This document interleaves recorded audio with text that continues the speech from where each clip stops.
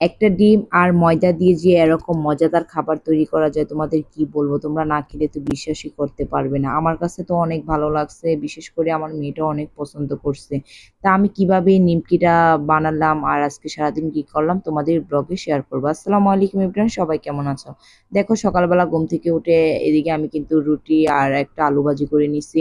আমি কিন্তু আলু ভাজিটা কমই করি, আমার ছেলে কিন্তু আলু ভাজিটা খেতে অনেক পছন্দ করে।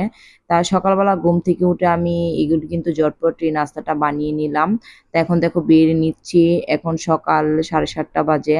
তা আমি ছেলে মেয়েকে খাওয়াবো। তা আমার ছেলে মেয়ে কিন্তু খায়নি, মেয়েটা একটুখানি খাইছে, তারপর ছেলে না খেয়ে কিন্তু পরীক্ষা দিতে চলে যাচ্ছে।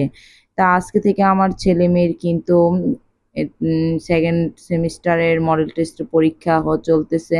এই দেখো ছেলে মেয়েকে নিয়ে কিন্তু আমি স্কুলে যাচ্ছি। তা আমি কিন্তু ছেলে মেয়েকে স্কুলে দিয়ে সবসময় চলে আসি। তা আজকে মেয়ের আগের পরীক্ষা শেষ হবে, তারপর মেয়েকে নিয়ে বাসায় চলে আসব। তারপর দেখো এদিকে বাসায় এসে রান্না করা শুরু করে দিয়েছি। তা এদিকে ছেলেটা কিন্তু পরীক্ষা দিচ্ছে, তা মেয়েটাকে নিয়ে কিন্তু 9টা বাজে বাসায় চলে আবার আসলাম। তারপর আমি এখন দেখো এখানে কচুর মুখী রান্না করতেছি। তা আমার কাছে কিন্তু এই তরকারিটা খেতে অনেক ভালো লাগে, আমি আড়ের মাছ দিয়ে রান্না করতেছি। তা তোমরা কে কে এই কচুর মুখী রান্না করো বা তোমাদের কার এলাকায় এটাকে কি নাম বলে কমেন্টে কিন্তু অবশ্যই জানাবে। তা তরকারিটা কিন্তু দেখতে কেমন হয়েছে তোমরা কিন্তু অবশ্যই জানাবে। আর আমার কাছে তরকারিটা খেতে অনেক ভালো লাগছে, আমার কাছে এরকম টাইপের তরকারিটা খেতে অনেক ভালো লাগে। তারপর কিন্তু আমি কিন্তু এদিকে গাছ থেকে কয়েকটা পুঁইশাকও কেটে নিয়েছিলাম। তা চিংড়ি মাছ দিয়ে কিন্তু পুঁইশাকও আমি রান্না করে নিলাম। তা আমার এই পুঁইশাক তরকারিটা কেমন হয়েছে। তারপর এদিকে দেখো একটা ভাজি করে নিব। তা ভাজি তৈরি করার জন্য এখানে প্রথমে আমি কিন্তু পেঁয়াজ কুচি আর রসুন কুচি দিয়ে দিয়েছি। তারপর আমি পরিমাণ মতো এখানে তেল দিয়ে দিয়েছি।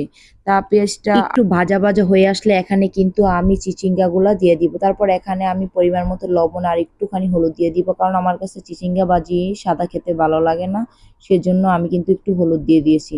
তারপর ভাজিটা প্রায় হয়ে আসলে এখানে কিন্তু আমাকে একটি ডিম ভেঙে দিতে হবে। ডিমটা দিলে কিন্তু এই চিচিঙ্গার ভাজিটার কিন্তু স্বাদটা দ্বিগুণ বেড়ে যাবে। তা আমি সবসময় চিচিঙ্গা ভাজি করলে একটা ডিম কিন্তু দিয়ে থাকি। ছেলে মেয়েও খেতে পছন্দ করে, আমার কাছেও কিন্তু খেতে অনেক ভালো লাগে। তারপর আমি কয়েকটা কিন্তু ধনেপাতা উপরে দিয়ে দিয়েছি। এদিকে দেখো আমি বিকেল বেলা কিন্তু মেয়ের জন্য নিমকি বানাইতেছি, আর এই নিমকিটা কিন্তু খেতে কিন্তু অনেক মজা হয়েছে। আর নিমকিটা ভাজার সময় কিন্তু অবশ্যই মিডিয়াম লো আছে কিন্তু ভাজতে হবে। তারপর লাল হয়ে আসলে এটাকে নামিয়ে নিতে হবে। তা এই নিমকিগুলা কিন্তু আমি একটি ডিম আর একটুখানি চিনি আর ময়দা দিয়ে কিন্তু বানাইছি। তা আমার কাছে তো অনেক ভালো লাগছে, তোমরা কিন্তু